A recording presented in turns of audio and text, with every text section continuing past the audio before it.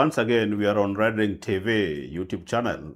Today, we are happy to discuss one of the most disturbing subjects here in Kenya. And I have hoarded this for the longest. And today, I have expert in the room to help us unpack what is going on in the education sector in Kenya, particularly insofar as the unrest with our schools are concerned. And besides having expert in the room, I also have people who have just gone through in the last 1 or 2 years. They will tell us how the expert view resonate with the true life in school today. My days in school are long gone, but I'm so concerned about the education system and how we are facing serious challenges trying to push our children through the education system, and to what end. To that extent, we will examine the purpose of Kenya's education. We will also examine the design of our Kenyan education system and the challenges facing it and how this can be mitigated. I want to welcome none other than Oscar Omondi. Oscar, welcome. Thank you very much. You want to introduce yourself in a manner befitting this occasion? Yes, I can introduce myself. Yes. My name is Oscar Omondi. I teach political science at a local university, and I'm a researcher. I've researched experiences of young minds, young people in schools. And apart from that, I've done also research on recruitment into terrorist groups, which are also young people who are radicalized online or radicalized through different setups. But most likely, the one that I've done so much research is about arson and unrest in secondary schools in Kenya. In 2016, just hold it there. Just hold it there. It's becoming juicy. Yeah. Let me get to know who the gracious lady here is for the benefit of our audience and viewers. Hello everyone, my name is Valerie Ndanu. I come from Machakos University. I'm pursuing Bachelor of Science in Electrical Engineering, and I'm very happy to be here. And when were you last in high school? It was 2024. 2024. Yes. Nice one. Were you in a boarding school or in a public, what is this called, day school? In a boarding school. Aha, good experience. You will share with us your stories. Tony? Yes. Who is Tony? So thank you so much for having me here today.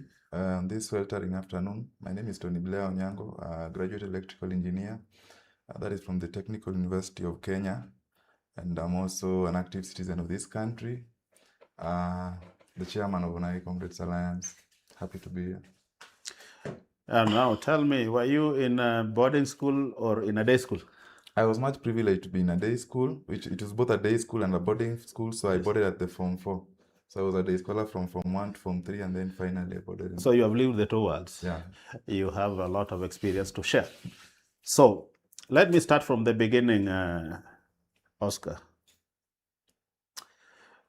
In your understanding as an educationist in Kenya, what is the purpose of Kenya's education system? Originally, the education system of Kenya was created by the British when during the colonization period. But the intention of the British was not to develop thinkers in Kenyan society. It was to develop people who respect authority, because education was used by the British mostly for exploiting the colonies. So they were supposed to be people who helped the British achieve their mission, the colonization mission. And the colonizing mission was to exploit, although they have other reasons, that the colonizing mission was to civilize Africa, but they used education and religion as a means to make people who respect authority to help them achieve that mission. Lately, we've tried to change the education systems to suit our needs. Before you change, to what extent did the British achieve that objective that they set for the Kenyan education system? They achieved a lot of mission of this because when they're exploiting, the agricultural farms still around. Like, for example, if you go to Kericho, most of the lands that are there in Tees, Finlays, and a lot of things that are still done here. If you go to places like Kiambu, you have big farms in pineapple plantations. All these are still not Kenyan owned farms. They are meant for the British market, which education and whatever that was done here were used to help them achieve that mission, so that they exploit their colonies in terms of minerals, in terms of farming, in terms of human labor, human skills that they were developing amongst the locals to help them achieve the exploiting of the colonies. And not just Kenya per se, but the entire places. You know about what happens in South American former British colonies, the sugarcane plantation that was there, that was done so much around there, the cotton in India, and this is how education was used to help them manage the colonies.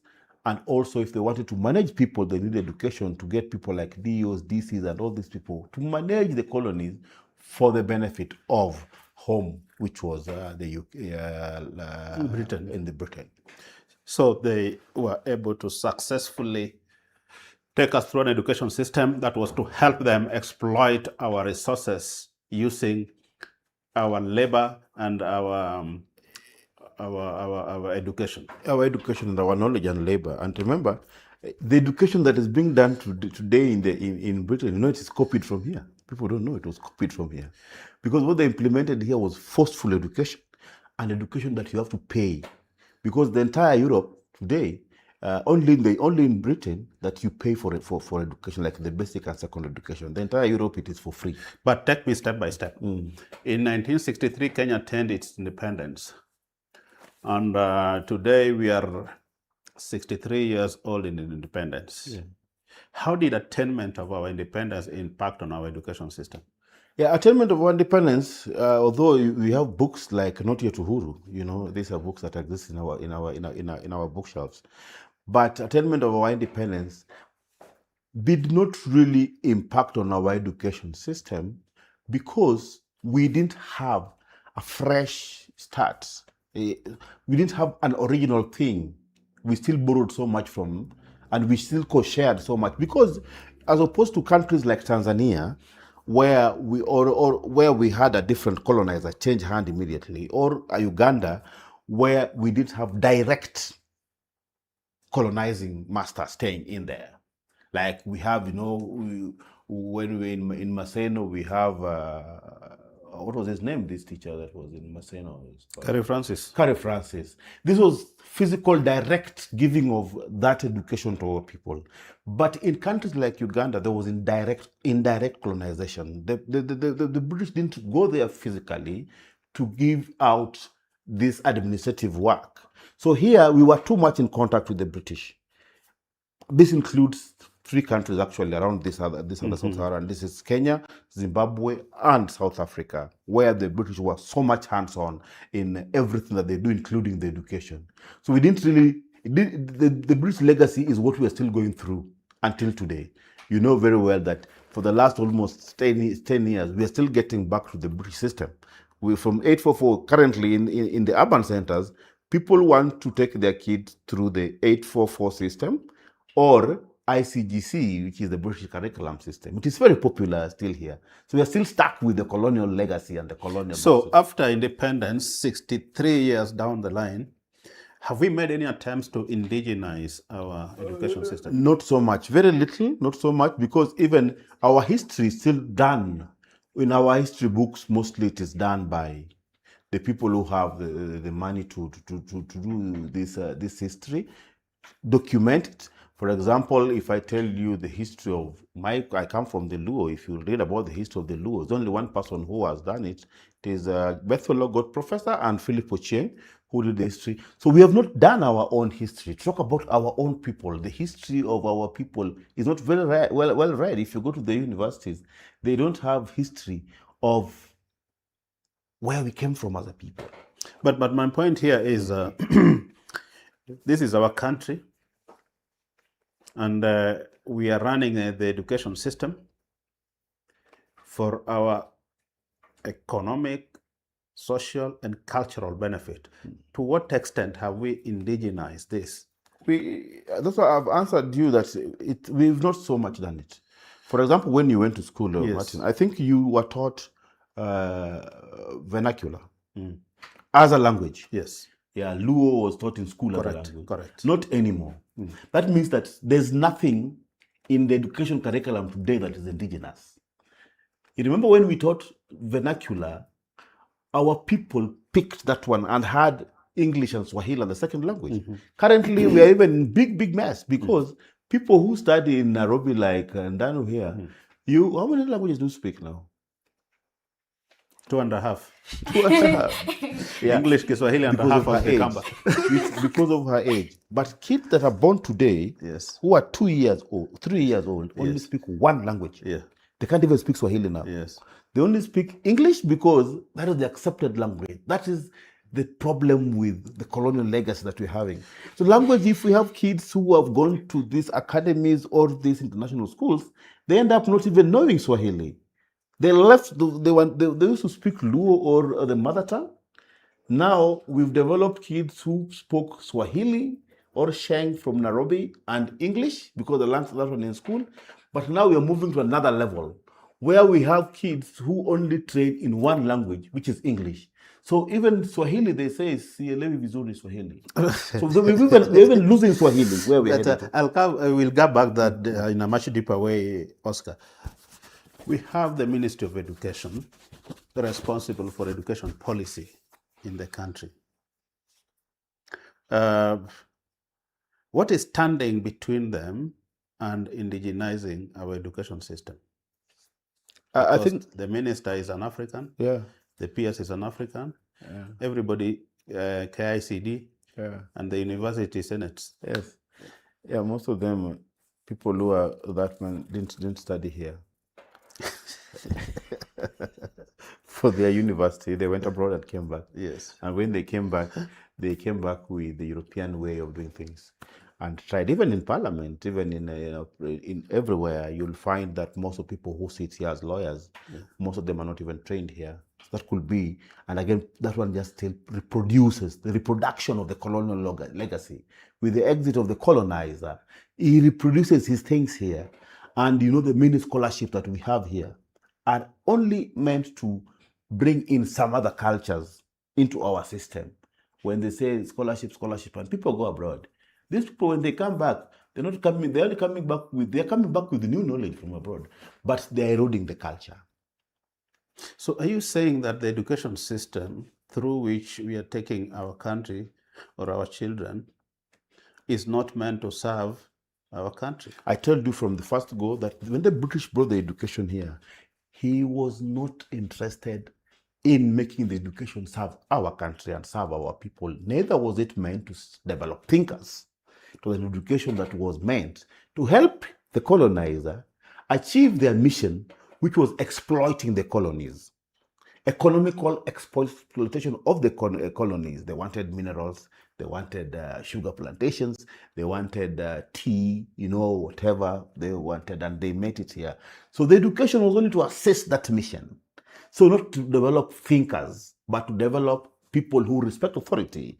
And that is why even today, when we produce civil engineers, after producing civil engineers here, then when we want to do a road, then a Chinese firm will come and bring Chinese engineers to do the road. So at the end of the day, they are not reproducing. We don't have even people who are manufacturing, because we are not, the education is not meant to bring people who take action, but people who respect authority. That was what was developed. So even changing it today, the CBC that is coming, the intention of the CBC is to develop thinkers, to develop people who can take initiatives, to develop somebody who can produce a matchbox, to develop somebody who can produce, because we don't produce. And we've ended up with an economy that we are mostly consumers than producers. But it only starts from education system. But Africa was partitioned, I think, 1894 something, and the British came here in the 1890s or something. That is 60 years up to independence, and then 60 years after independence, we have not rediscovered ourselves. Yeah. We've not, in terms of education, we've not really realized. We have rediscovered ourselves on a lot of things. There are initiatives that have been sold out there. For example, now in Nairobi, you don't have to have cash to be able to communicate. M-Pesa is a very big, which turned out everything. But that's the Kenyan thing, which is a good idea. And if you go to Europe, sometimes people still don't know, apart from using a card, there's no way they can transact. They don't know how the M-Pesa works, that you can have your phone and you can always transact. So these are good things that we've had, and we've rediscovered ourselves on those lines. And even the use of IT, we've done so well. But in terms of culture, in terms of making our education to be indigenous, we've not done so well on that front. So give me a summary from where you sit. What is the what would you say is the current purpose of our education as a country? The current purpose of education is to produce successful people so that we are able to change lives of different people through education, because the best thing that man ever discovered was an education. So the purpose of education is to change these lives and change our people and re-engineer thinking of our people. And that shows the teething problems that we have today. For example, the unrest and the arson that is going on in school is because of the missing link. No, don't go there yet. I'm still just getting this background here. You see, the British brought education system so that they could get workers to help them exploit our resources, and they succeeded. And during that time, and the elite that took over after the British left, that elite, Jomo Kenyatta, for example, where did he come from to become the president? He came from Britain. And even the lawyers arguing Scodik and all this had gotten the British type of training. So they were only coming to finish what the British might have not finished in the colonies. So by the time that the British accept independence, you see the people, Nyerere was from Edinburgh University, and Kibaki left Makerere and joined London School of Economics. Kenyatta was in London School of Economics also. And you see that redoing everything. So the people, when the British leaves and gives independence to Kenya, but it leaves an elite that is British trained, that's continuing with the legacy. So we're still not dealing with that. Yes. We are still continuing what the British started. I agree. But the point I want to make here is, and I want you to respond to it, is after they brought that education, they were able to absorb the people that they took through that education into their productive activities and exploitation. Now, that place is saturated. But we have been changing our education system from what it was in the colonial time to the 7-4-2-3, and then to 8-4-4, and now to CBC. To what end are these changes? But have you realized that the changes are not really getting better? If you compare somebody who did Form 6 where you are today, people who are doing probably Form 4, you can see... Don't take my question, that's your question. You can see that the more we change on those things, the perception and the attitude remains the same. So we need a radical change to the education system of how to say it. Correct. So that we can radicalize everything to change the entire way we look at it. To what extent are you people in the education space pursuing that? We have a lot of research that we've done, which can change some of these things, some of these policies. But again, you see, at the end of the day, the policies are put into laws by legislators and the parliamentarians. You know No, the policies are formulated by experts. By experts. By policymakers. By policymakers. I mean, But for it to get to the people, there are other people are involving the leadership, which is there. You can have a policy that is formulated at the university, and it gets its way to parliament. But again, implementation, when they do amendments or things that they don't know at parliament level, to accept that everybody gets on board. So they wrote the main thing. Okay. Yes. Let me come to the people who have been taken through education in the recent times. Tony Blair Onyango, you have just finished your education. What was the purpose of going through that process, in your understanding? Thank you so much. I just graduated from TUK. I pursued electrical engineering. So I think for me, I've been privileged to be in the STEM area, which I think really equipped me with a lot of practical skills. But generally for me, the intention was to, number one, be successful, because what our parents used to tell us was that when you went to school, then you increased your chances of maybe getting a good job, which would then mean you are employed somewhere, and then at the end of the month, you would get a salary. And then with the salary, you can build your parents a good house. And then with this good house, probably you also get a good wife. And then also now you have got a good family. So I think for me, that is all that really encompassed the main reason I used to go to school. But fast forward to today, some of those things we've not really been able to achieve them. But generally, what I would say also helped me in that education is that generally, even in terms of reasoning, I think I'm at a better point in terms of making decisions. But in terms of really realizing the fruits of this education, as it were, I'm yet to get there. I'm yet to reach that level where I now feel that I'm seeing the true benefits of my going to school. That is now after how many years? Ever since I started, because I went through 844. So that is 8 years of primary education, and then 4 years in secondary, but then in campus now 5 years of engineering. So way over 16 years, but... And some 2 years of ECD early childhood. Yeah, absolutely. We used to call it nursery. For us, it was still nursery. So I went to, it was baby class, middle class, and then final. So it was actually 3 years. Just count properly so that I can understand how many years you spent in school. So 3 years in nursery school. So that is baby class, middle, and final. 8 years in primary school. 11. That is 11. And then 4 years in secondary school. At least some boys. And then now 5 years in engineering school. 20 years. 20 years. 20 years in school. Yeah, and after you finished your 20 years in school, when did you finish that? That was last year, 25th of November. Okay. With your purpose in education to acquire good living thereafter, are you disillusioned in any way?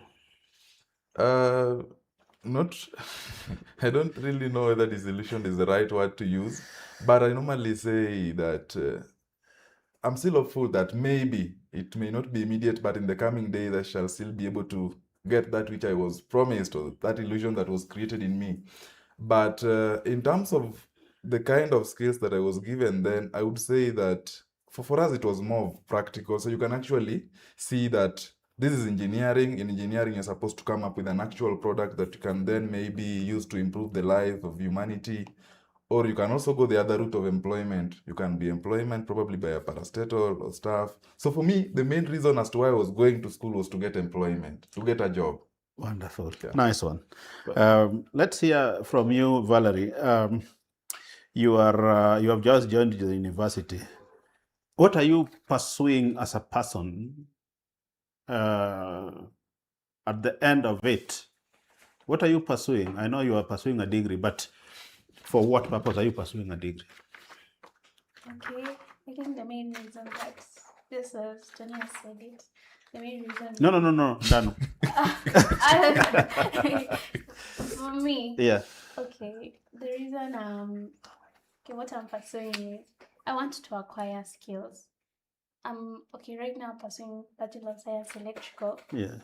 As of now, I don't have the skills. I cannot call myself an engineer because I lack those skills. Yeah. So what I'm pursuing is that are those skills that will enable me to go out there and create something maybe that is not there, that doesn't exist, you know. So yeah, I'm trying to get skills yeah, and gain more knowledge, because the knowledge I have right now is not the same I had when I was in high school. My friend was telling me that when you're in high school, you would look at the topics you are studying and you would see they are so complicated and so difficult. But right now, if you're given that same topic, you look at it and it's just so easy. So I would like to continue like enlarging my knowledge on things and gain those skills. I'm happy you've mentioned the word skills. And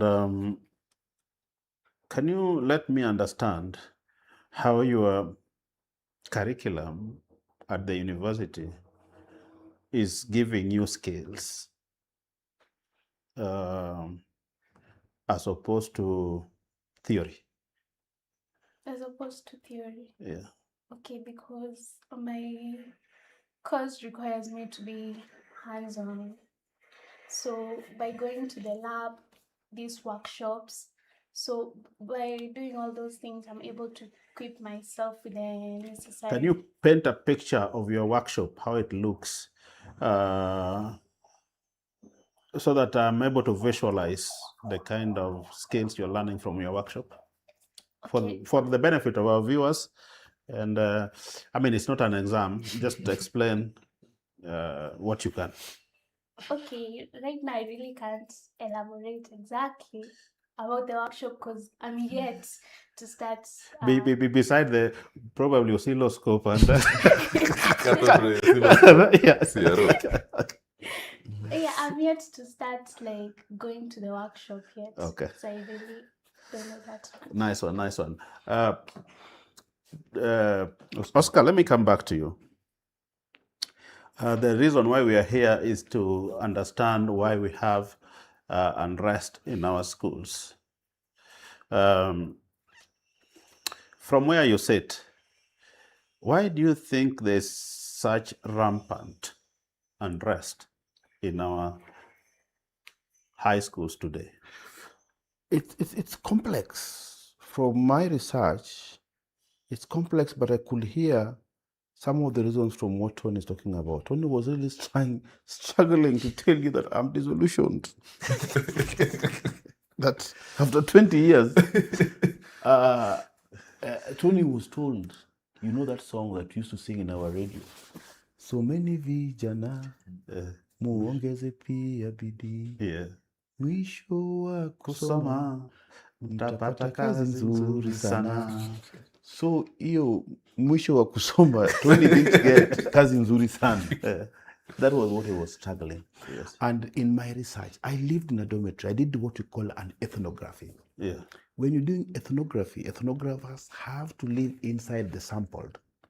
If you go to do ethnography in Masai land or in Turkana, you're going to live in Manyara. Please, just start by take us through your education system. Yes. Then you take us through your research. Okay, I went to school in Siaya Township Primary School. Then Yes. I did my primary. Then Nice I one. went to. I was so unlucky because. Did you go to nursery? Yes, I went to nursery school. Our nursery was called somewhere in Siaya. We used to call it Kanyuka. Okay. They used to give us porridge in that school. Yeah. But one thing that was different from me, when I went to nursery, we didn't use pens and paper in nursery school. Yeah. We used a stick. Yeah. Yes, so you write on the floor. Yeah. And your teacher will come and see what you've written and will give you a tick on your hand. And then when you go to home, you show your parent. And You when can carry the stick no, until because home. it is your hand. It is in your hand. Then they check again. Then ask. So your parent will only check your hand. The excess and the ticks. Not a scratch, a tick. No, it is done by biro. Oh yeah. Yeah, she had a biro. Okay. Yeah, so we will run home Yeah. and show your parents. And based on the number of excess, we'll show the number of beatings you might get back at home. Okay. But anyway, Yes. then I had a problem at secondary school myself because I had to go to at least 4 secondary schools because of engaging in strikes and unrest because I could not fathom when I went to secondary school. What did happen to me in primary school? The prefects in our primary schools didn't have authority to punish during primary school. the prefect didn't have an authority to punish. No. Oscar, that's the genesis of it. Yes. That's where unrest comes from. Yes. So take us through the 4 episodes. Because I'm telling you, of the what unrest. I found, well, I'm saying what I found in secondary school, Yeah. I got that in secondary school by then, the Yes. prefects were given powers. Prefects were students, but they were given power to punish, including beating, which in primary school, prefects in primary school didn't have that authority. They could only The only person who would beat you in primary school, corporal punishment, was the teacher. Correct. But in secondary school, when I was in secondary school, the prefects had the authority to punish, corporal punishment. So I could not take it. Yes, I saw it as something that was not possible for me. And every time I protested and resisted, and that meant being suspended from school and even expelled. Did you used to protest alone, or you would mobilize? You would mobilize, but at the end of the day, the people who get punished are the ringleaders. Yeah, because when you discover the ringleaders, but in some schools where I was suspended, it was just myself, because I would hit back the prefect when they hit me. Yeah, so I would really protest like that. So you'd be sent away for fighting in school? Yes. The idea is you fought in school, but you see, when you come back to the case, again, like when I was sent in the first time, because a prefect punished me, corporal punishment, then I hit the prefect back. And when I hit the prefect back, I was sent for suspension. When I came back to school, I won when the case was put. So I won the case. But there was a law in school. Who was the judge? The judge is the disciplinary master. Okay. And there was a policy in school that after suspension, when you get back, even if you win the case, you will still have to receive 6 of the best. Yes, now being punished by the teacher. Yes. And now my dad could not take that and said, okay, I don't see the reason of punishing him. And one time I remember my dad asking, do you have to test him if he can stand 6 of the best? And we had to leave to another school and to another school and to another school. So I struggled to finish my And you 4 kept years. on leaving schools. Yes. So in my 4 years of secondary, I think I took 5 years, but I took them in 4 schools until I finished. Good boy. Yes. Then I finished, then I joined the university, and now I'm a university dog. Okay. So it's experience. So because I also experienced it. You have skipped it. You left this school because your father would not allow you to take 6 of the best. Yes. So when you went to the next school, why did you leave the next school? Again, addressing the grievances, which in terms of addressing these grievances, and these are things I also came to learn now when I'm doing my own research, that the grievances that we addressed, they were taken in the discourse, the daily discourse, as pity. But we had grievances. Okay. Yes, we had grievances, and we saw them as real. Let me understand, Oscar. Your father refused you being caned in school because of indiscipline. Did your father ever cane you at home at all? Yes, that was. Why? I've told you, when corporal punishment was administered to me by a student, that one was unacceptable for me by that time. When it was administered by a grown-up, my father, or even a brother to my father, or the teachers, in primary school it was administered to me, which I accepted, because it was being administered by the teachers. That was corporal punishment again. Okay. And again, in the reforms that we've done before, we've abolished corporal punishment at all. So we don't even have it. But when I went to school, it was still something that was used to punish and to sanction people when they did mistakes. We'll come back to the abolishing of the corporal punishment. But tell me, now you have gone through your high school. Yes. You are proceeding to the university. What was your experience there? In the university? At the university? No, the university is adult education now. And now we are in a situation where grievances are able to be addressed, but still, even grievances in university, just the same way the grievances in, the university strikes, and sometimes there's no food, and sometimes there's no. But I also didn't live inside a university hostel, so it made me a different student. I remember students who lived in hostels had a very different experience from students who lived outside the hostels. which you shall research for another day, but you will see the frustrations and the grievances of students who live inside hostels as opposed to students who live outside. So were you going through this school process for a purpose or because your parents insisted? No, I went to, when the parents took me there, they only advised me that if I go to school, the intention of going to school, as what Tony was saying, a good wife, a good car, a good car, and a Lamborghini, and you had promised these things. I will be a pilot. What do you want to be? I want to be a pilot. I want to fly there. But now, when times goes, you realize that in a didimia, reality is zeroes down that the success that you've been struggling with is not really, it's becoming a mirage. A mirage is when you're driving, when it keeps on moving. It's like a moving target. So the success that, and it brings frustration when people are not achieving what they expected to achieve 20 years or what you are promised. Yes, the expectation. So you as Oscar, you've gone and then you have graduated. Yes. Do you feel disappointed that the promise never came true? Automatically, you would, for the struggles. Currently, I'm doing my own things because of experience that I have as opposed to people who are in school and people who are just coming out of school. And even down the line, if your siblings to Ndanu who is in first year, the sister who is in secondary school now can be disillusioned based on whatever they're experiencing with their elder brothers. And probably that disillusioning also becomes a problem. But as you grow now, there are a lot of experience that you get. And again, we try to teach them currently, teach them that you don't have to do exactly outside here in the market what you did in school. Okay. So you have different experiences, and lived experiences gives you different ideas in life. Nice one. So leave your experience aside. Take me through your research findings as to the causes of unrest in Kenya. Thank you very much. So this one I'm going to base on what I researched. Yes. Yes. So it is not really my own work. If I can show probably in the camera, this is the document that we produced with among other researchers, among them Elizabeth Cooper, and this document is about burning ambitions. We were asking, you see, there's a matchbox there, and the ambition is being burnt. But take me systematically. What did you set out to find out in your research? We set out to find why would they burn their own ambitions? Why would they use fire and arson attacks to burn their own schools?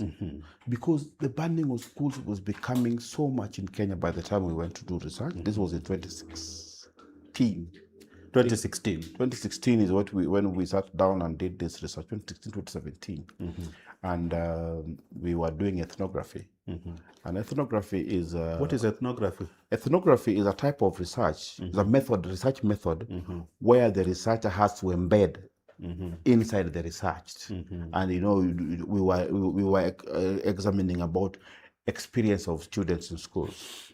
So when we went to do this research, we lived in these schools for a period of 4 months, sleeping in dormitory, waking up with these kids. When you do observation, when the lights switch off, and you even record the discussions after the lights go off, and when they wake up in the morning at dawn, and we were because we were studying about experiences of these things.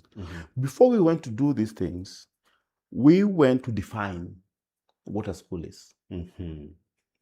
Then what is a school? In our definition, we found a school are things that have infrastructure and materials. For example, books is part of the school, pens are part of the schools, staff room part of the schools because the teachers, that is where the teachers sit. We have classrooms as part of the equipment of schools. We have that's all. So I normally get my definition of school wrong. Because me, I say a school is a teacher and a student. Yeah, it's a teacher and a student plus books and a pen. Okay. Yeah. The tools. Okay. Yeah. So what I've not defined there is not school. So between 2008 and 2018, the number of data we have of schools that had arson attacks was 753. Between what period and what period? Between 2008 and 2018. So that is a 10 span. years. That's 10 years. Yeah. So 753 schools were 753 had unrest. Yes. Majority of these schools that had unrest didn't ban any school, didn't ban what we defined. So there were no schools that were banned. Those 753, nothing of those things that I've discussed, I've told you as schools were not banned. Because they were targeting not individuals, but they were targeting infrastructure. So we found out that out of these 753, almost 750 of them, only one infrastructure was targeted. And this is the most unwanted thing in the infrastructure, which I didn't mention on that list. It was not school. They only banned dormitories. And dormitory is not school. And that shows the reason why no boarding school among the 750, no day school among the 750 were banned. So they don't ban day schools. But day schools are proper schools. And in day schools, you find infrastructure and you don't find a dormitory. But those 750 cases, they only banned the dormitory. So they didn't ban schools. They didn't ban schools.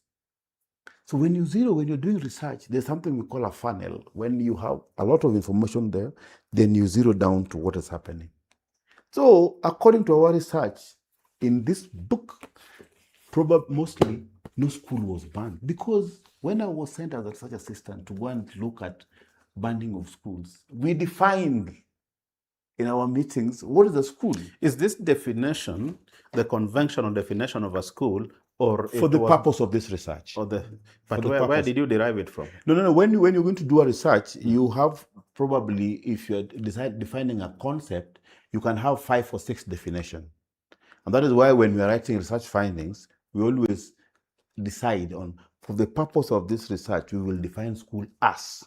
Because we look at the infrastructure. But you need to be conventional on your That's what I'm telling you. Yeah. When we came to and say that no day school, when we discovered that preliminary that among the schools, when we were doing our research, now you're discovering that if you go to Kiambu, for example, and like I was in Embu, so I get a list of schools in Embu, secondary schools in Embu. Probably there are 500. Among these 500 schools, 200 of them are boarding, and 100 are day schools. So I look at even media report, and how many day schools have been banned? 0. I record. But how many day schools? How many boarding schools? Oscar, let me not lose you, and neither should our viewers lose you. You have given us the definition of a school for the purpose of your research. Yes. Can you give us a definition, the conventional definition of a school? A school is just a school, a place where people go learning. So what assists you in learning is what we describe as books, pens, and teachers. But it's just a place, an institution where people go to learn. But everywhere we have these boarding facilities, we have them christened schools, such as schools. Yeah, they're schools, but now they are boarding schools and day schools, but they're all schools. Yes. So when you say banning of schools, we need to come down as researchers, not as just any topic. You can hear it out there. We have to discover that what exactly, because for us even to sort the school unrest, we need to go to the root causes. And for us to do the root cause of the problem, we have to go to define and see where is the problem. So what I'm just trying to tell you that in our discovery, we didn't find a situation where, in a rare occasion, you'll find them banning classes, banning books, banning pens, banning the staff room. They were banning the dormitories, and most of the time banning the dormitories at night. So the problem is there. So we're going to root cause of what are they banning? Because if you want to understand the text and understand the idea, look at the targeted. What is being targeted? Infrastructure. They're not targeting human beings most of the time. They're not targeting a school captain. Probably they're not targeting a school mistress. They're not targeting a school watchman. They're not targeting the kitchen, or they're not targeting their own bus. They're not targeting the basketball court. they're targeting one infrastructure, the dormitory. So, put it in simple words. What is the cost of arson in schools? What is the cause of, that's what I'm telling you, they are complex. It's not, first of all, it's not even regional, because most of the time when we have conflict here, they become regional. You find like strikes and what have you is regional, or gender or religious or some other thing. But in this case in Kenya, what we discovered that, but this arson attacks in school is all over. It's not to one specific area, Northeastern and Nyanza. Yes. It's all the same. And the grievances were so many. For example, the dissolution. And no, I was waiting for you to say that the arson in schools is because of the existence of boarding facilities. That's if I was following you from the beginning, I saw that that's where you are driving to. No. Okay. Yes, I'll tell you even when they're done, which will bring us to that answer. We call it the second term curse in this. So we know we are in which month? We are in June. So in this book, all the 774. Yes, they didn't happen like in January. They don't happen in December. No, they only happen in second term. In second term, and the peak of them we are in June. So prepare Martin Ogindo in July. Almost exam 120 will go. Today I think Alliance was closed, right? So 120 will go in July, not in June. That one I can predict. You promise? I promise you, because this thing is not, we are not doing a research for one day. I've told you we covered between 2008 and 2018. And now we've produced even some other documents, what has happened between 2018 and 2024. And the arson attack has been there, Oscar, and it only happens in June. You still leave me thirsty. Its peak is in July. You still leave me thirsty. And I think together with the viewers and audience, you have done a research. Yes. And you have findings. What are the findings as to the cause of this? I told you, and I'm repeating again, get me clear now, that there are various, and it's a complex thing. There are many things that causes this. If you study the experiences of students in our schools, and I'm just coming down with you, and I'm breaking it down to you, and I've told you about boarding school. Now I'm telling you about when does it happen. I've told you in July, in second term. So we are getting there. Okay. You get me right? We are getting to where you're looking for. I should keep the count. You just keep the count. Okay. Just keep the count. And I've told you the infrastructure, the targeting is only one. Yes. They don't ban classes, they don't ban buses, they ban dormitory. Yes. And now it doesn't happen in January, and it doesn't happen in December, it doesn't happen in October, it happens in June, and its peak is in July. So your question should be, why this particular time? And why are they targeting the dormitory? And I've told you the web is complex. There are many issues that happen around that particular time. So proceed. Now I'm following you. Now you're following me. They have banned the dormitory. They do it in June, second term. Yes. Is there a third thing? Yes. The third thing is, I've told you that there are very various issues. Issues. So I'll come down to causes. There are causes because they are various and complex. One is when they feel that their grievances are handled like petty grievances. But it comes to peak of it. There's somebody called Ted Gur. Ted Gur does research and came up with what we call frustration aggression theory. Frustration aggression theory is a theory that make people frustrated, and that frustration might lead to an aggressive behavior. So what are the frustrations? One, I've told you they don't ban day schools. And you can ask Tony his own experience. If he takes it down, you can ask him his own experience. I will ask him. During day school and the frustration he got when he was at boarding school. There are different frustrations. In boarding school, for example, if you lose your plate, that means you can miss meals for 3 days and nobody will notice that you are missing this. In boarding school where Tony went to, you can lose a shirt. Mhm. And for you to report to your parent, for you to get a sheet to go home and get this shirt, it can be very frustrating. Imagine if you're coming from Mandera and your school is in Homa Bay. So you can be 2 weeks without. In my experience studying, there's a boy who lost a mattress. And you know, Anthony will tell you, you're not allowed to share beddings in school. So where has this guy been sleeping? He's been sleeping in some wire mesh for a period of 2 weeks before the parents who are in Mandela respond to his grievances. That type of frustration can lead to an aggressive behavior. And these are the experiences in boarding schools. So in boarding schools, from what I studied with these people, they termed boarding schools as small prisons. So they were imprisoned. So they were always struggling to get out of these spaces. And how do you get out of these spaces? You burn the dormitory. Because of experiences and grievances that are not being addressed. And there's a frustration, aggressive, what Ted Guru says, there's a frustrative behavior that can lead, there's a frustration levels that can lead to an aggressive behavior. The other thing is, from that what makes perfect sense. Yes, from what he was talking about, disillusion, when people are really struggling and working so hard, but at the end of the tunnel, they don't see no success. Darkness. So, yes. So they start being frustrated and asking yourself, why would I struggle with the mole concept and all this? And sometimes they're very difficult. There's a peak of when these things become reality. So why July? July, in schools, people do the mock exams. There's the fear of that mock. Because that mock used to be, first of all, very difficult if you went. But this mock is what is going to show what you're going to get at the end of the year. So you've struggled for these 20 years.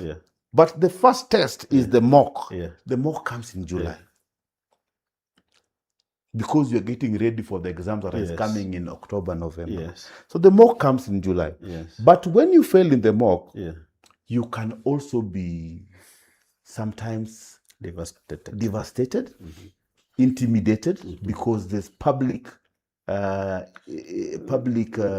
stigma that comes with the mock. Because this is the other exams, the KCSE, the results comes when you're free, you are elsewhere. But the mock results come when you're still inside here with your colleagues. But what is mock? Mock is it's KCSE, but it's a mock KCSE. So mock is a real exam, but it's a mock KCSE. So it brings a lot of frustration. And that is why I'm telling you, next month, July, will be at peak of it. We'll be prepared. Because some of the recommendations that we gave on like on the exams, that makes the exam friendly. We don't need guns in the classroom. Because at the end of the day, what is it? It's just a test. But I should not lose you somewhere there.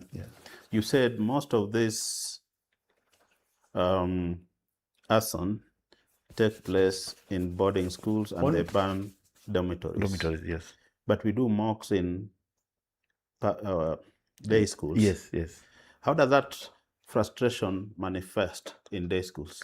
The frustration in day schools, you know, when Brian was in day school, Tony was in day school. Yes. He was going through these frustrations, but he was not locked somewhere in a small prison again. He was venting elsewhere. He was venting elsewhere. He would walk home and talk to his friends, and life was easy. You go home and parents will tell them that, put your books aside.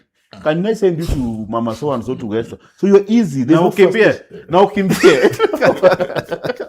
So that is the life of a day scholar. Yes. A day scholar is not really pressed.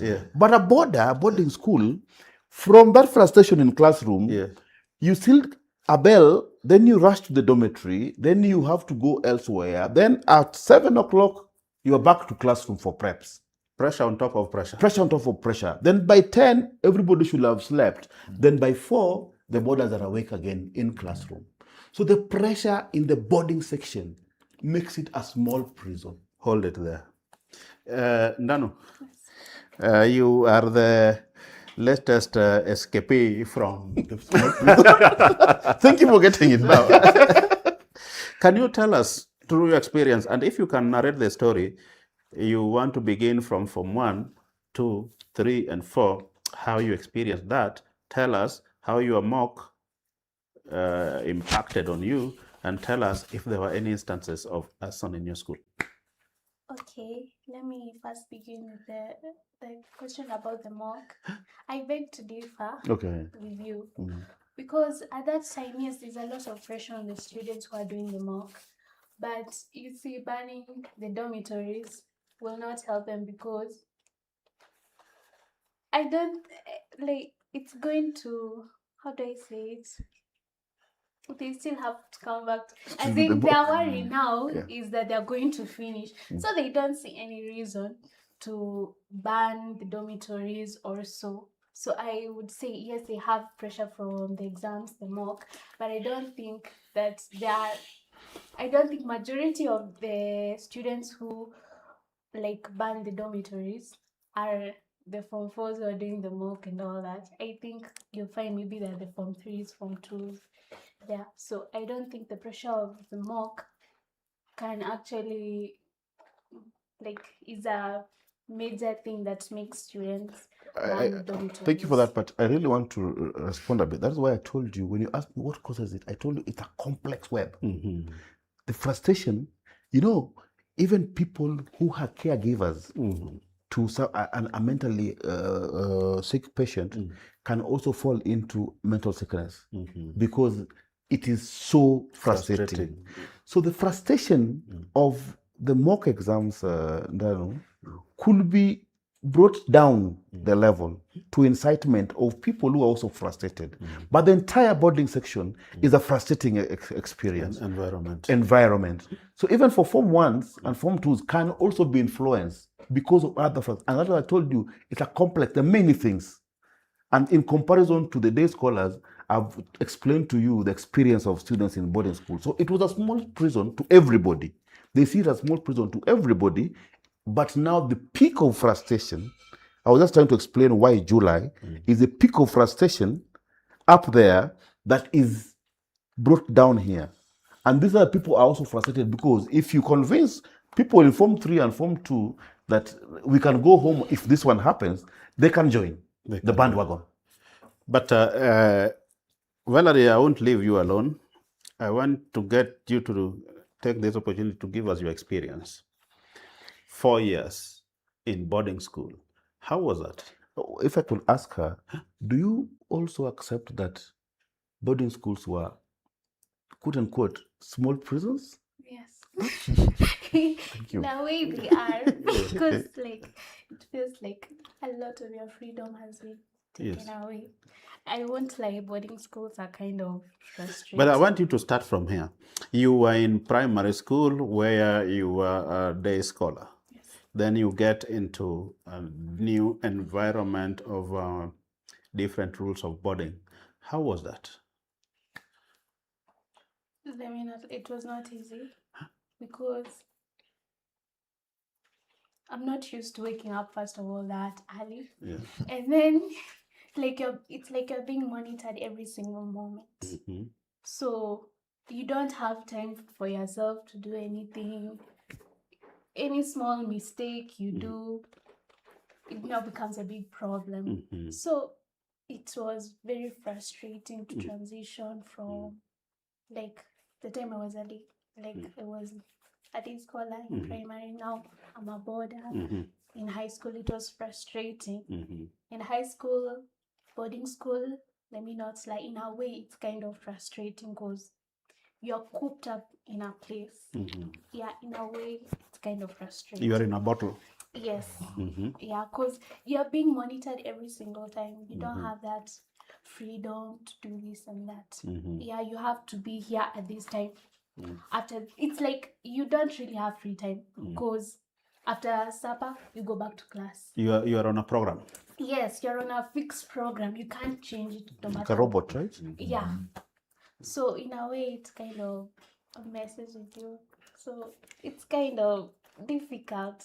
So for all those who have gone through boarding and have come out, well, congratulations to you. Yes. But tell me, what was your? How did that frustration peak during your time at Buruburu? That frustration. Okay, for me, What was the peak of it that you say, yeah, It's too much. yeah, What happened? yeah. Okay, I think I would say it's too much when I'm nearing an exam. No. Let me put it the other way. Was there unrest during your time in Buruburu High School? Oh yes. Yeah. What happened that fueled the unrest? Okay, at that time I was in Form 1. Mm-hmm. I don't remember that well because I don't remember there any being so many grievances. But some students had some complaints with the administration and all that. So I think that is one thing that led to the unrest during that time. So yeah. And what did they do? Okay, as the school, okay, it was what I'm going to say is kind of supporting what he's saying about July. Because before we went for midterms, they removed the grills, the windows. So now before, like, there were grills, but after we came, because before we went home, there were rumors that there were people planning to burn the school and all that. So they removed the grills, but you see, they didn't take like a bigger action. So all they did was just to remove the grills, and then when we came back, that is now when they banned, like they banned the dormitories. So Buruburu Girls was burnt during your period you were there as a student. Yes. Yes, Form 1. it was burnt. The dormitory. Uh-huh. And were there casualties? Thankfully, there were not. Okay, some people were injured, but luckily no one lost their lives. Yeah. Okay. But the people who jumped from the... Yeah, they were injured, but no one lost their lives. And is Buruburu Girls, do you have a brother school? Do you know what is called a brother school? Yes. Which is your brother school? Of anything, I don't remember. I don't remember it because it was How fast? How fast you forgot? How fast you forget? Okay, you will remember. No problem.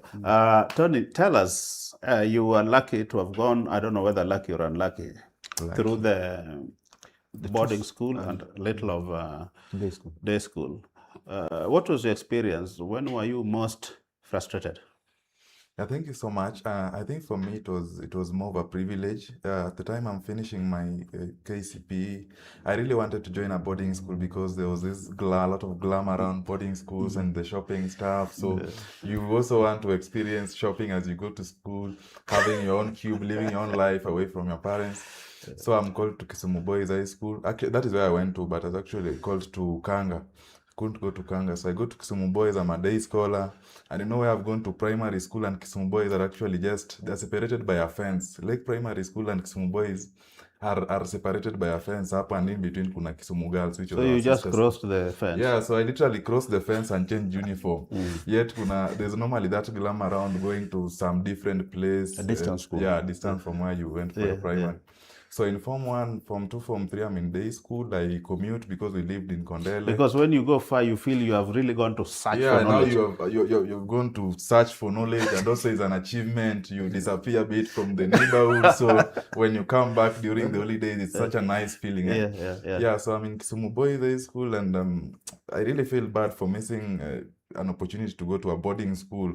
But all the same, I keep on studying. Again, there's the kind of pressure because at Lake Primary, I'm this top student. So at the time I'm coming to Kisumu Boys now, I meet other top students from other primary school, and the pressure piles up. Yeah, so I move on to that point, day schooling. And just as he mentioned, the good thing with being a day scholar is that much as there may be pressure, as you go home now, you get to vent, you get to interact with more other people who may not necessarily be your schoolmates. So by the time you're going back to school tomorrow, probably you've really vented and you are now free from that pressure, as opposed to people who are in boarding, because I'm sharing with her the same grievances. She's equally pressured. So this could actually really build up and lead to the arson attack. So at the time I'm going now to Form 4, I'm really excited about joining boarding school because now as a Form 4, as a candidate, you have to be within the school. So we have got shopping and stuff. And in 2018, that is the same period now we have World Cup. You remember? Yeah. World Cup now, 2018. I don't remember where exactly it was. Was it Russia? I don't know. Yeah. Yes, Russia. So, but I think we had a very good principal because for him, he just came and asked us as the Form 4s, do you want to watch World Before Cup? you got there, Yeah. before you got to Form 4, what was the worst experience you experienced as a from 1 to 3 as a school, not as Tony? Were there any arrests before you went? Not really. For me, I was lucky because we didn't have a lot of unrest at Kisumu Boys because the principal used to be, number one, he was a preacher. So most of our grievances were addressed because we used to have Sunday services and he used to be the one facilitating. And even the day scholars were allowed to actually come and pray with the boarders every weekend. So the challenges come now later The boarding on. was exclusively for Form 4s? At that time, boarding was exclusively for only Form 3s and Form 4s. But Form 3, it was still optional. It is only at Form 4 now that it was compulsory that you had to have board to be a boarder. So the challenges were there, but of course, because this guy we used to have a lot of like sittings where we discuss with the principal, this is bad. We used to have a principal whereby even if he gets in a problem, the first reaction will not to like punish you, do anything. He would ask you, young man, what is the problem? You are a Form 4, but you are putting on a short-sleeved shirt. What is, you see? So he really wanted to understand. So that we developed this kind of very good connection with the principal. And it is only at Form 4 level where now this kind of pressure escalates because now we have got these students who try to take advantage of that period when we are watching the game. And actually, the fuel had already been poured on the dormitories. It is only by, I don't know whether it was God's luck that alarm was raised and it was able to be averted. No. What was the grievance at this point that was causing this pouring of fuel? Okay, what happens in school is that there may be very many underlying issues, but it just needs only a single trigger. Yeah, so I don't remember exactly what might be the challenge because the principal actually allowed us to watch the games from the main on. But apparently, as people are watching this game, there's somebody who intends to ban this dormitory.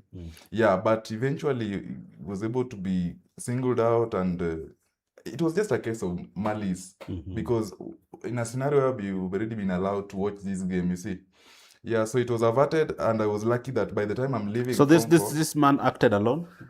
Yeah, there was a single suspect by student. the way. Yeah, it was a single suspect. Poured the petrol before he could light? He didn't light. We were able to like get the feel of petrol, the smell of petrol. And Kisumu Boys is in the CBD of Kisumu. So we were actually thinking probably it is the petrol stations outside the schools. But eventually we were able to find out that it actually circled like the entire dormitory with fuel. But I don't know what made him not. I think he was still a bit hesitant. Was he a Form 4? Yeah, it was a Form 4. Okay. Yeah, it was a Form 4. So eventually the school is not banned. But then I hear that years now after I've left, they eventually banned the school. Yeah, because as Kisumu Boys, we used not to have that culture of like strikes or unrest. Actually, we used to have like a rival school, Kisumu Day, who are now known for those kinds of So I think for me, it was a very lucky because going through the two types of schools really for me was it was such a privilege. I got to feel like both sides. The other thing I equally realized is that when we were day scholars, we had boarders in our class, and you could actually see that the day scholars used to perform better than the boarders. You see, even when you did exams, you'd realize that the first maybe 5 positions, it is we, the day scholars, who used to lead. And even at KCSE level, these guys who were previously day scholars and eventually became boarders, the ones who kept on leading. So I think for me, it is just triggers. It is normally there are a lot of underlying issues, but eventually just one trigger could lead into an attack. And then also, really just to say what Oscar was saying, for me, boarding school was not really a prison. I think probably because I'd gone through day schools, I was really anxious to understand what now takes place in the boarding school. For me, it was more of a military base. Because now when I come now in Form 4, at home as a day scholar, I'm the one who decides when I wake up. But now at Form 4 at 3:30, we are doing a maths paper. You see, and in this for me, maybe I'm now lucky because I was fairly a sharp student. Now, if you're not sharp enough, there was a lot of beatings, also corporal punishment. If you fail in exams, there are those pass marks if you don't beat that. I remember there's this one teacher of geography who used to beat us a lot. Okay, eventually it helped us because now you qualify at KCSE level. But just as they put it, during mock exams, especially if it is a joint, you are doing together with other schools, there's a lot of pressure, Somebody will actually ban the school so that that example is not done. Or You maybe left Kisumu boys which year? that was 2018. And there was still corporal punishment. No, by that time it was not. It had already now been Outlawed. Yeah, outlawed. If I may Just add, 1 minute, Oscar. Did you experience corporal punishment in school? No. Okay. one thing I wanted to add about him being one of the top students. I told you the complex thing of school unrest, which we studied. I've mentioned a few things. This prison thing in the boarding school, the frustrations, and I've told you about the frustration aggression theory, but there are frustrative feelings that can lead to an aggressive behavior. Issue of being top student. We had something when we were categorizing the schools. I want you to respond to that in a comprehensive manner, which leads to my next question. The design of our education system. Yeah, that's what I'm going to. How appropriate is it? Yeah, one thing, issue of being top student. In our observations again, one thing we studied was what we call the entry behavior. The entry behavior is the regional county schools. They take students who get marks below 250 in their KCPE. And then there's top national schools who take students who have 400 and above marks. And most of these top schools, although they are getting burnt now, because our research is continuous, we are going to do, because by that time, in 2018, 2016, when we were doing it, national schools, not a single one had gone through a SON attack. So we never experienced, today we see Miranda gets burnt. It's not normal. Alliance is closing because of this. It's not normal. But the entry behavior showed the level at which a school will suffer a SON attack because of the frustrations. If we could have had a structure where people who get 250 at KCPE in their schools, they should get a bit different exam based on the level of entry. But if you have the same exam, the same mock, like for example, what it talks about joint mock, right? Yeah. If you do a joint mock in Kisumu, Maseno might be top. Why? Because Maseno School, in their entry behavior, took students who are 400 and above already. So we've already categorized people based on how good they are. The best students will go there. But you see, in primary school, where all of us went to, that categorization was not so much. So that people just go to school. So, and you can learn from your friend. Explain? But now taking people who have 250 marks in a particular school, frustrating them with physics that is too much difficult for them to do, their chances of banning schools during mock frustration is much higher than people who have. Number two, some of these people who get 250 marks, among the equipment, the infrastructure that we studied, some of the places didn't have laboratories, for example, because it's an extra county school without a laboratory, and they're doing chemistry and they're doing biology and physics without a laboratory. You're meeting Bunsen Banner in a picture for the first time in a KCSE exams. It can be very, very frustrating. You will die. I remember when we were learning about those things when I was still in school. Yeah. Once the drawing were two-dimensional. Yes. You can't even picture what that is. You can't picture what this thing is. You see, but people who go to these high-end schools, they interact with this Bunsen Banner, with this microscope at very close level, and they become friends of microscope. Yes. Yeah, everybody gets a chance. You find a school with 40 students in a classroom, and in their laboratory, they have like 50 microscopes. As opposed to where I went to, we had only one microscope, from 1, from 2, from 3, and you didn't even have a test tube. You didn't even have a test tube. And you're going to meet these things. In the same exams, those people are going to face. So, as I'm telling you, the issue of arson attacks in schools is very complex ideas. If we can talk for 20 hours saying the same things. And if you ask me, I will tell you yes, even the entry behavior shows. I studied in Kirimari, an experience of Hussein. Hussein is a Muslim student going to a Christian schools. They were forced to do CRE. And they're going to do CRE in KCSE. He doesn't even believe in this. Why are you putting Muslim students to do CRE as a subject? That one alone frustrated Hussein. And one day, I used to sit a long time with the Hussein, and Hussein knew I was a researcher. And Hussein used to come and call me, Oscar, come. These are not working out well. Why don't we go and talk to the Imam? Take us out there to talk to the Imam. Because Hussein, his authority didn't come from the principal. Hussein believed that his authority came from the Imam, who was the head of the mosque at the center where we had. So one day a grievance started in this school. What happened is, there were students who had brought in a phone to the school, which is an illegal equipment in school. But there's somebody who got a way of getting a phone. But the problem is they didn't have anywhere to keep the phone in the dormitory because the prefects will discover the phone. But many students were using this phone illegally. So they went to the prayer room, the Muslims' prayer room, and kept the phone there. So anybody who wanted to call would go there, pretend to be praying, to talk to their parents, to release the frustration. Then the duty master one day discovered that there's a phone inside the prayer room. What did the duty master do? Walked into the prayer room to pick the phone, but didn't remove his shoes. You don't walk to any prayer room of Islam with your shoes on. So the problem was, Mwalimu, why are you stepping in a prayer room with shoes?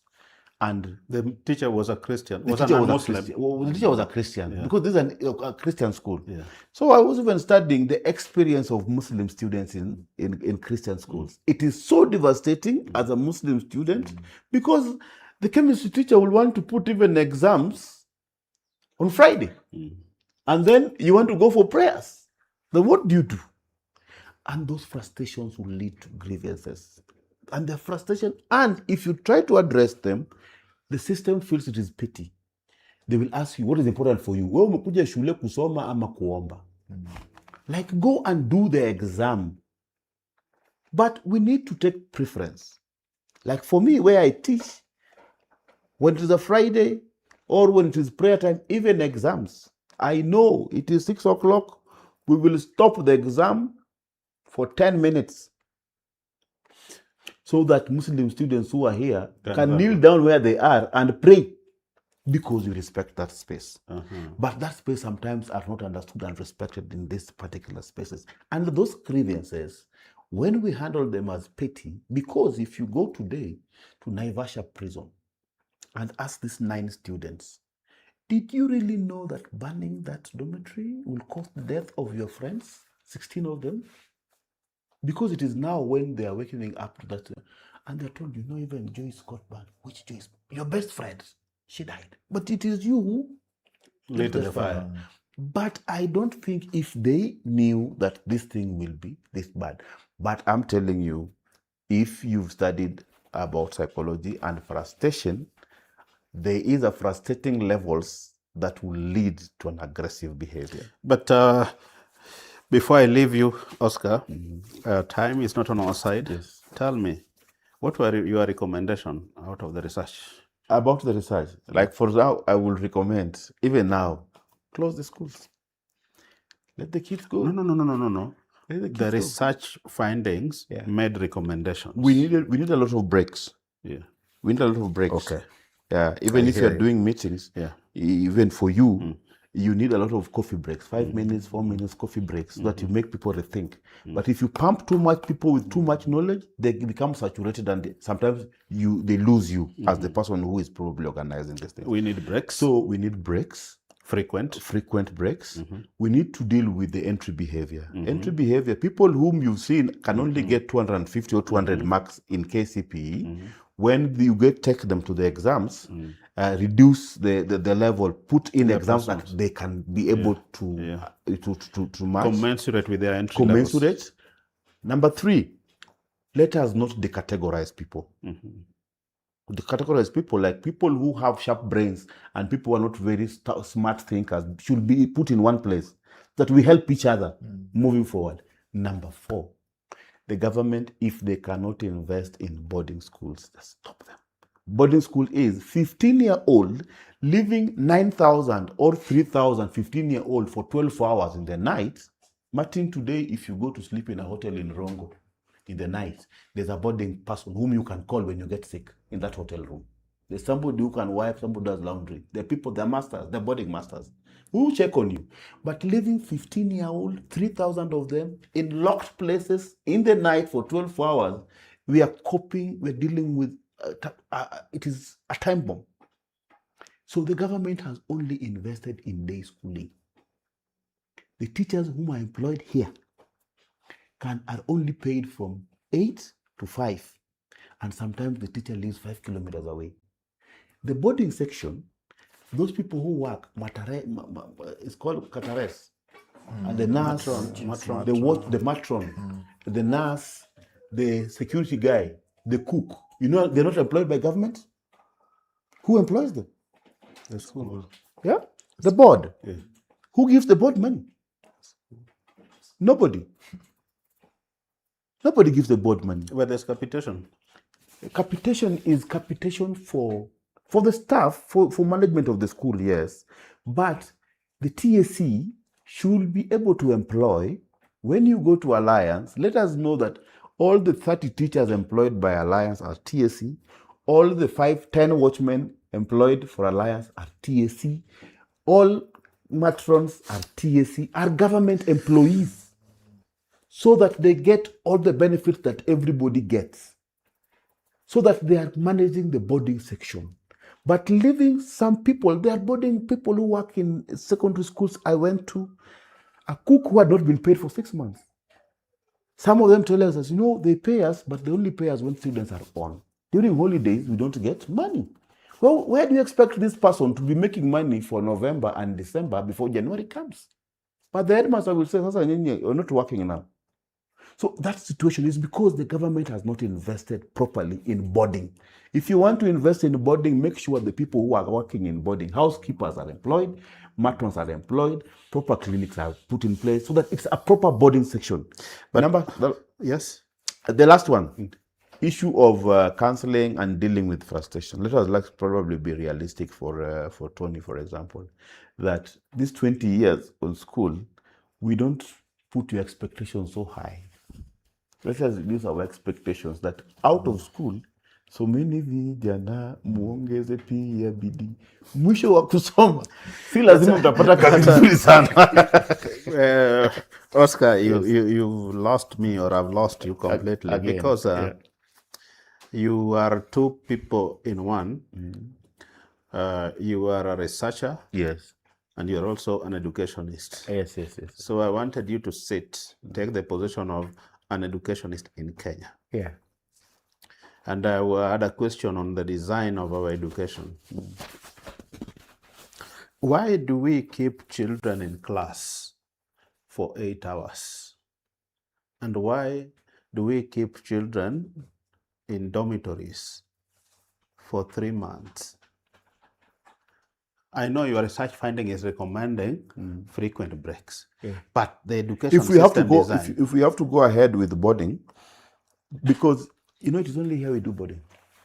If you compare with other countries like Europe, there is no boarding school. There are boarding schools, but it's a reserve of the rich. You can't afford to do a boarding school because management of the boarding section is too expensive. Yes, but from an educationist point of view, what is the rationale behind boarding school? One question. Yeah. 2, why do we keep children in classroom for 8 hours, and yet they are meant to be able to be trained to solve problems, which problems are out of classroom? It's just the type of education. I will tell you from what Tony went through. Tony went through boarding and day. When I left here, after doing my first degree at University of Nairobi, I did my second degree in Sweden. My second degree in Sweden was the easiest when I studied in Sweden, and my master's is the easiest. I just used to sit. Why? Because we were given so much work. Like we were expected to read in university, we were expected to read 1,000 pages every week. and you'll be asked questions about 1,000 pages every week. So it's so much reading. But when the exam came, you were given an exam, and before you do the exam on Friday, the lecturer will come and give you the same exam on Monday. Go and read about this. This is the exam, the exact exam. No comma, no question mark will be added. It's the exact thing. Then when you come to Friday to class to do the exam, they pick that one and do the exam, and you sit and do the exam. If you fail that exam, you are given another second chance, the same exam. And if you fail it for the second time, you are given that exam again, the same exam for the third time. Same one. If you failed on the third time, you are discontinued and told to select another different course, because it's like you're not, but the same exam. In my class where I teach, out of my 100 students, 80 or 85, 90 pass. Because if 50% of your students do not pass, there's a link between the teacher and the student. Kuna pale amko mnasikizana. And if you're called upon that this guy got an E in my class, I will tell the administration, bring that guy. If he comes, you got an E. Have you ever met me before? Sir, I've never met you. Do you know me? No. You see why he got an E? He has never been there. He doesn't even know me. But he came on the exam day. So what happens is, if you make it easy for people with the intention that we don't want to be sadists in exam rooms, that's why we recommended remove guns in the if you see the regime of exam here when it is being started, the government is like, no stealing. They're beating. Matiang'i and Magoha will bring up all arsenals, like the police and the what. What is it? It is an exam. You can't bring all these containers and fly these aeroplanes and all this, and everybody's gearing up that exam cheating. Just because of an exam. Just because of an exam. No, let the kids be. Give them an exam and tell them we're going to set the exam. But Oscar, you have not assisted me because you are lamenting what I'm also lamenting. No, I'm not. I'm just saying that we have to have discussions. Very good. In these spaces like these ones. Yes. And because I've told you, yes, when we lose 750 schools to arson and we lose lives, 16 kids have already died last week. And I'm promising you by July, we shall have lost almost 200. Okay, I don't want to hear that promise. Let me come to Tony. Tony, what is your worst experience in school life in the last 20 years? What did you find most frustrating? In that is across all my education across journey. all your education journey. Quite an And interesting. what did you love most? Okay, for me, what I loved most was at the time when I was still at my secondary level of education. I think much as the boarding section might have acted as a military base, I think for me it's the kind of discipline I was also able to come out with at that point in time. That kind of discipline for me as... I don't understand why you are calling your boarding military base when you actually enjoyed it. Yeah, see, I'm saying, okay, the style in which it was run, because there's like a routine where there's just a way that a structure that programs have to follow within the institution. And so for me, I compare it with what normally happens in those bases, because if, for example, is a third term, for example, there are so many examinations, meaning then that even the time that you get... So if you had a choice, you would not have gone for boarding? No. I would go for boarding. For me, I would still go for boarding. No, but yeah. What you're saying about militarizing, and this is what she also talked about. You see, even the culture of uniform and the culture of how you see it, and what he says, a militarized environment, it's not really good for an education system to work like that. And from this onset, I told you the intention of the British education was not to produce thinkers. It was to produce people who follow authority, because the British intention was they exploit the colony. So that is where the military things come in, because you are meant to be used to do something. Let just finish. Yeah, I think for me, I'd still go for a boarding school. Only that maybe in terms of investment, I would love maybe to see more investment in terms of in the facilities. There are these small blankets we used to use back in school, and for me, there were no mosquito nets, for example, in our dormitories, and it's so frustrating. So that is the only thing, for example, would really improve. I would not call for the exact scrapping off of boarding school. Perhaps maybe just an improvement in the conditions. Yeah. What is your experience throughout, and what is your worst experience in school so far? My worst experience. Something that you'd want to see changed.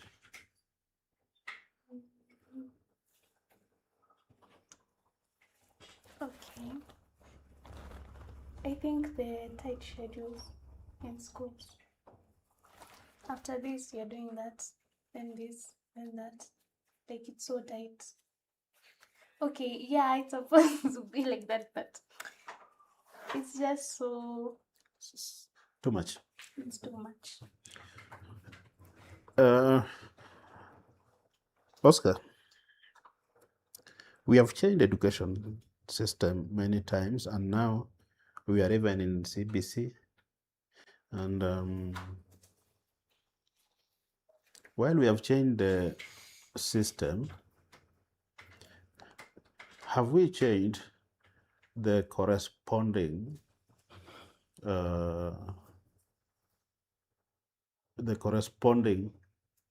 things that go together with the change system? Like, we have a new system in terms of syllabus. Are the teachers equipped to dispense the new syllabus? Is the infrastructure equipped to do the new syllabus? Because UTUMISHI, I'm told, the boarding facility was so overpopulated that there was nowhere to run to. I've watched in dismay when I told you that we can have this one today, because I'm so disappointed in the politicians and in the government handling the UTUMISHI case. Because what we are discussing, the level of our discussion today, it's much higher than what you see on TV. And that is where I'm coming to. Because we engage in our petty things. It is not about the boarding section being overcrowded. These small grievances that Tony and Dalu are talking about are the real things. And these are small prisons. The tight schedule that she's talking about, it is all over, because we cannot discuss UTUMISHI. We have to discuss the 750 schools that were burnt even before UTUMISHI. You remember Languni boys, and you remember all these things. All them, Buruburu girl was burnt. There was an attempt to ban Kisumu boys. So when I tell you about 750, I'm not even, we didn't even count the attempts, but the attempts were in all schools. So if we go to get a data of the attempt to ban these schools, you'll find almost all boarding secondary schools have had an attempt to be banned for the last 10 years, all of them. That means the problem is not even overcrowding. The problem is much complex, and the complex are the many issues. Experiences of students in boarding school is bad. A young boy who went to a boarding school yesterday calls it a small military camp. A young girl who went to a boarding school calls it a small prison. Why can't we address those ones? Okay. They don't see them. The users of an institution should not see that institution as a military camp. A user should see it as a user-friendly environment for somewhere that education is being given, and doesn't see them as a prison. If we solve that one, we solve the main problem, and we solve it across board. And if you want to address it at UTUMISHI, and people are coming, the guy whom you see on TV, probably head of Kupet, saying, our members are not to blame. The teachers didn't know. You see, we are reducing this discussion to a small thing. It's not about your members. It's a whole infrastructure of the system that is not working for us. Okay. Oscar, as a researcher with findings, I want you to pronounce your recommendations to the education system. I see the small things that these young brains are talking about. If you can't manage boarding school, let's just do away with them. If you can manage, but the grievances are not petty. And the young people, even the Gen Zs, when they had their grievance, the same arson attacks that were used in schools are the same people who came to the streets now. After studying medicine for 7 years, they have nowhere to go with their medicine degrees. So that is being now it's splitting to the streets. Number 3, the way we resolve our problems in this country. When we have fuel hikes and what have you, people know that arson attacks, strikes, and mandabanos make authorities change mind. Sometimes when you sit down here, you're watching and you're saying the mandabanos will come, and you really want to be probably the minister for internal security because you're seeing it coming. And they're saying, why don't you talk to the matatu drivers? Why don't you talk to these guys? Because tomorrow they are promising a mandamano, and that mandamano will burn houses and will burn more cars. Can we just stop it? And lives will be lost. Can we just stop it before it happens? But you see, the managers of authorities don't even see that one. Then tomorrow, the following day, there's mandamano, and we lose lives. It's just becoming normal and normal and normal again. So what happens with now of schools currently, we are discussing it here. When you go to see your Facebook and you will see another school is burnt, another school is closed, and you will feel frustrated even you. But this is what we're discussing with Oscar the whole day. And now, why don't they realize that there's a problem and address those small problems? Grievances are never petty. Even at home, when young kids bring in grievances to parents, they're never petty. As much as you, as Martin Ogindo, with your experience, but you might see things to be small. Everybody seems to have grievances. Yes, students, yes, to teachers, to parents. What you need to know, ministry. Yeah, what you need to know as Martin Ogindo, the experience you have and the experience that Tony and Dalu have are so different. So you're seeing these things differently. But young minds, the grievances are never petty. So we need us to address those grievances. Thank you. Danu, what is your recommendation on how to deal with the student unrest in Kenya? Okay, as of right now, I'll echo a point that he said. For now, let all schools, for just a moment, let them just be closed temporarily, because. But we will come back to where we have closed them from. Okay, I think the reason there's so much unrest is because. Okay, yeah, he has said there are many reasons, but I also think you need to check on the students themselves, their discipline, their behavior, what they're being taught at home, because some of them don't know. A no is a no. The school has said no to a certain thing, so now they're angry because the school doesn't allow whatever they want to go through.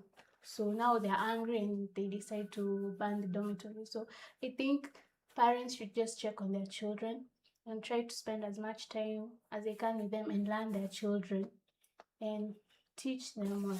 Because, they'll have grievances, but for how long? We can't handle all those grievances. These children, some of them are just indisciplined and don't know how to take a no for a no. Thank you. I think that's, I wish we had more time. Tony, I was, during our time, we did not ban things. In fact, you would be sent home for burning a cigarette in your own mouth. Yeah, true. And today,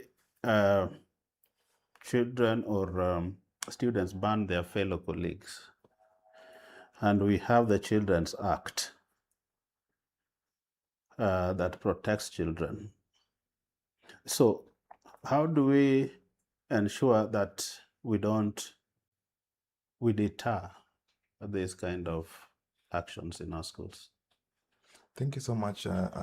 First of all, a criminal is a criminal. So for me, I think those who ban their colleagues, first of all, must just pay the price, because people have grievances, and at the end of the day, I think the families and the parents must also step up and But they're do children, their own. they're under 18. Children. Yeah, they are children, but there's this thing where we normally keep doing. At the end of the day, people have been banned and they have lost their lives. We keep saying they are students. Tomorrow, another group will ban their colleagues, will still say they are students. So what do? We allow them to ban their colleagues because No, when we say they're children, it means we are saying they have not reached a level where they can make rational judgment That's of the their logic. actions. The children. Yeah. Yeah, but I think there has to be some sort of consequence for their actions. Because I think for me, there's no justification for what they did. At the end of the day, it has to start from somewhere. But the law says they must be protected. Can I help Okay, on this? I'm coming there. That is why, okay, I know there's the investigation and the other judicial processes that will take place, that I leave for them. That is why I said that, and then I came to the family. I say the parents must also step up and be able to teach their children how they can then conduct themselves. Because we equally had grievances, and I would say in my scenario it was even worse, because back then we still had even the corporal punishment, which became outlawed. So it has to start from the basic level, which is the family. Parents must be able to have these deep conversations, because now that we say the children are protected, perhaps it's time maybe for parents to start initiating such conversations with their sons and daughters, so that when they go But the to school, children are removed from their parents from kindergarten. What do you call it? That lowest that baby class. kindergarten, baby Playgroup. class. Yeah. Yeah, so For the next 20 years. so that is why the parents have delegated that duty to the teachers, you see. So at the end of the day, it is because of that absence. No, they have not delegated. It's the education system that demands. So we again change the education system. I don't know. No, that is why I'm saying the parents and the teachers must therefore collaborate and be able to then talk with these children, so that then it is something that is within you. Because even if we improve the quality of the dormitories and the schools and the structures, they would maybe now put poison in the food to then kill their colleagues, because a person who wants to harm you, somebody rightly put it, would find other more creative means to harm you. At the end of the day, my recommendation, families, let's not be too busy for our children. Let us have these discussions with our children. Okay, their children, they have grievances. How do they address them? You see, because I believe there might have been better ways to then air their grievances. They are children, but could they just have maybe just stage demonstrations outside the principal's office, for example? Thank you. Finally, Oscar, how do we get our children to do what we expect them to do without going off rail like they have been doing, as evidenced by the assaults that we are seeing in schools? Yeah, I told you I went to school and I was supposed to be punished. What happened? My dad said no. Intervened. And when I asked my dad that, I was so worried because my mother was a disciplinarian. So I was like, are we really going to mom's place? Because it will be worse. So I told my dad, you could have just left me here to be beaten so that I go to class. Yeah. But you know what my dad told me? That I had discovered that that environment was not just conducive for learning, for you. You'd already created enemies with these people. So even if you could have been beaten, you could have only stayed there for another 3 months. So I decided that no, not good for schooling. Schooling should be the easiest thing. So we should make school easy. And I've told you how we even do exams, even other places, how we did the exam. Here I admit my exams like that. That my students, no worry. Everybody will pass. Somebody. So when you make it that easy, we reduce. I'm just reducing that frustration. But I'm telling you, I hear you. Let me just quip something. We were having a discussion here with the two, and it was almost around the same thing. Yeah. And somebody pointed out that today you cannot even pull a remote from your 3-year-old son's hand. Yeah. And with that entitlement, they go on and on and on. So that's why I'm asking, we will make learning easy. Yes, that's it. And as we make it easy, the entitlement grows. No. How do you stop? How do you stop that? No. How do you stop that? I personally, this is personal. Yeah. I personally have a 2-year-old. Yeah. So that remote belongs to her. Yeah. It's always chaotic when you touch it. Don't touch it. Touch another thing. Yeah. And what she knows how to say is, "What are you doing?" Because you've changed something to what? Correct. Get me right? Yeah. So that entitlement come. But you discover that when will she stop being No, we entitled? don't want to stop. I don't want Burning to the stop her. dormitory. I don't want to stop her. To stop her for what? Aha. Yeah, I don't want to stop her. I want her to know and have knowledge, because she's more knowledgeable than I am when I was 2 years old because of technology. I had no access to technology. When I went to Europe, students whom I went with to Europe when I was using computer. Can I just Oscar, give- what I'm asking is, Just how let do me- let me just give you an where's the example. place? Where's the place for discipline? No. What discipline? Okay, What discipline? no discipline. No, not no discipline. The type of discipline that you want to implement, these people will tell you in Europe that, Oscar, you know, this computer that you're meeting that you met when you're at university or after university, this is what I used when I was 1 year old. I'm used to this thing. You get me right? If you watch football here, Messi was at academy football at 8 years. You get me right? But you took your kids to school and wanted to give them some funny discipline in school, even wasting the talent of this person. I teach at the university. And I even tell my students, there's a student I brought out of the university because she told me that, Oscar, hizi vitu nasemaga mimi sasa sielewi. Then I told her, let's go and have a drink. And when we went to have a drink, she liked how the guy who was doing this thing, Making the cocktail. Making the cocktail. And I told her that, why don't you do that one? Because political science is not your thing. Then she went. Nowadays, she works in Dubai doing that thing and she has 300,000 shillings. You get me right? So it's not about discipline. Discover people's personality when they're still young. Okay. Even in school, discover what they can do better. We nurture them from that age. If somebody is aggressive, is aggressive. At 2 years of age, let us not fix people to where we want them to be. Because we are not the owners of knowledge. Let them go to where they want to be. Let them go where they want to go and let us help them where they want. there. A footballer can be discovered early, but sometimes you want to discipline a footballer to do physics. It won't happen. They will ban schools. So what I'm saying is that let us be sure of whom we are dealing with and let us give everybody their spaces. And let us learn them. And let us check their personality, what they want to do. If they want football, let us allow them to play football. We have the best, like from where they come from, Amaluo. We have the best body and we are very built. So in athletics, in football, we should be the best. But we're not given chance. When you're given a chance to play football, you're already 18 in secondary school. But footballers retire at 23. So they discover your talent at 20. Then you try to go to Europe. You're already old. By the time you send Olunga to Europe, he's already old. If you send Mariga to Europe to go and play football, he's a good footballer. But when are you sending Mariga to go and play football in Europe? He's already 20. In Europe, you retire at 23. He's a retired footballer. So we don't give our people chances. 23 or 33?